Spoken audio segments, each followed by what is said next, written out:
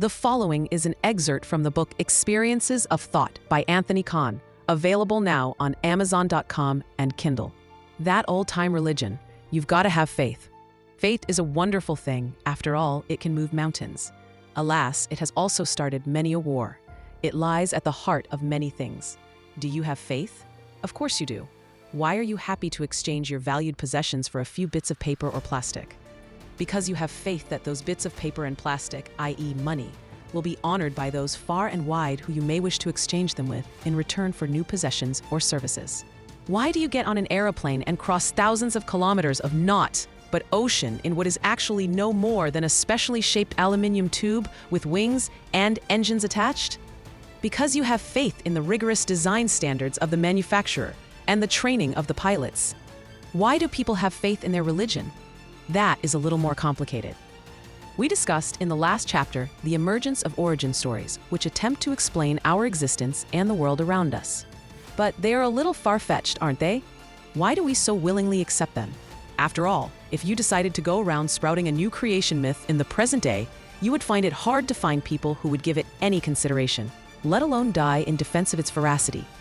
So what is different about the teachings of religion? Of course, the world's principal established religions, Judaism, Christianity, Islam, the Abrahamic religions, Buddhism, and Hinduism, to name the big five, they are much more than just origin stories. They have evolved with time to address many topics and many societal concerns. There are two very important attributes they share which make them respectable choices for those looking for the deeper answers in life. Firstly, they are time-honored. Each of them has been around for more than a millennium. Clearly, they have withstood the test of time, but there is something else. They are imbibed with a magical quality that emanates from an origin in times immemorial, when extant historical records are scarce and, well, anything might have happened. Whilst the present may be our mundane reality, the past is full of legendary heroes and their deeds. The second important quality that they share is legitimacy. They enjoy the backing of countless respectable people and have done throughout the ages. Surely, the good and great of our world cannot be wrong, can they?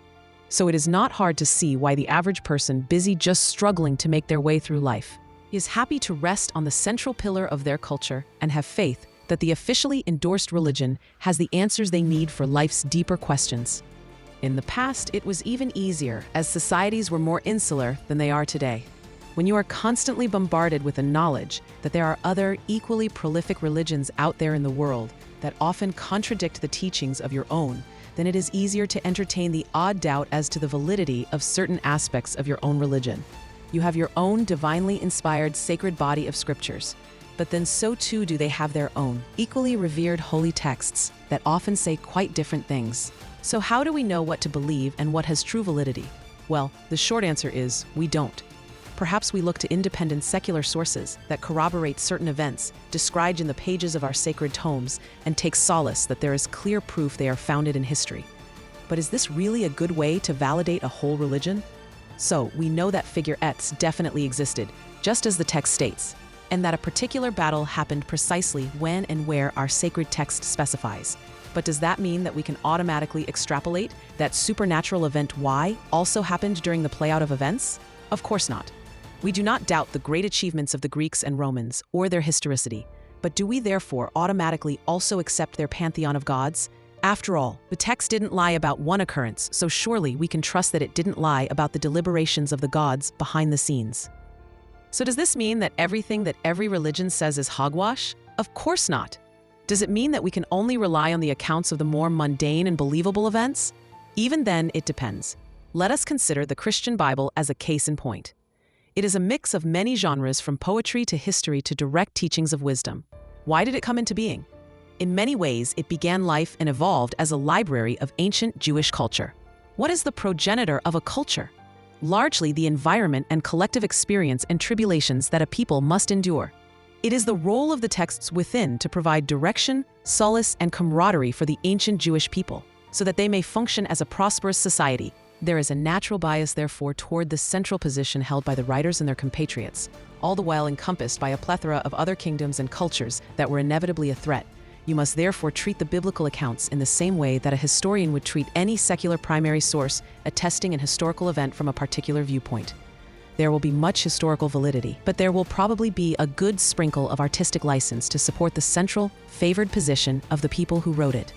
This may just include the occasional supernatural event to illustrate to your readers that you, as a people, enjoy divine favor. There may also be the odd prophecy or point of doctrine that requires fulfillment, and it would not be too difficult for the pious ancient writer to connect the dots from the past to the present and determine the supernatural event that must have happened in their absence in order for the scriptures to remain true to current events and viewpoints. So in the end, should we conclude that any supernatural occurrence is not worthy of our belief? Well, not necessarily. One must always keep an open mind, but one must also guard that open mind by employing a healthy dose of skepticism. Beware also the poetic and symbolic fulfillment of religious dogma. For surely any divine being who cares for the world would not weave our fates purely in such a way as to ensure poetic justice. But that there is a divine kindness that gives the world meaning, in that you've got to have faith.